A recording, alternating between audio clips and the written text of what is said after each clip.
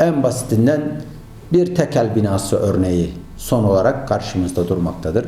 Bir an bakıldı, dedi ki restore ediliyor vesaire. Ardından tekrardan o binanın harabeye dönüştüğünü şahit oluyoruz. Gerçekten büyük bir ihanet içerisindeyiz.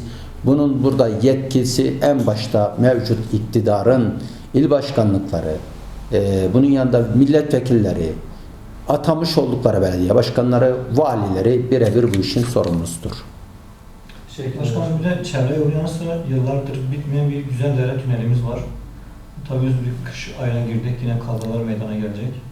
Bununla ilgili ne söyleyeceksiniz? Türkiye'nin hakikaten erken zamanda yağış alan ve uzun zamanda kar problemiyle, buzlanma problemiyle karşı karşıya kalınan nadir yerlerinden biridir Güzeldere yolu.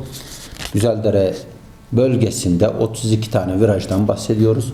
Ve ne yazık ki üzülerek her yıl burada buzlanmaya bağlı veya çeşitli sebeplerden, yağışa bağlı farklı sebeplerden trafik kazalarını ve birçok canımızı yitirmekteyiz. Bu içimizi acıtan bir durumdur. Fakat bu iktidar yıllardır Güzeldere Tüneli ile alakalı ne hikmetse bir adım atmamıştır. Hep orada birkaç firma ismi tabela olarak durmaktadır. Her yıl göz boyamak için ağır aksak işler yürütülmektedir. Yani bir işi başlandığında hızlı bir şekilde bitirilmesi gerekir.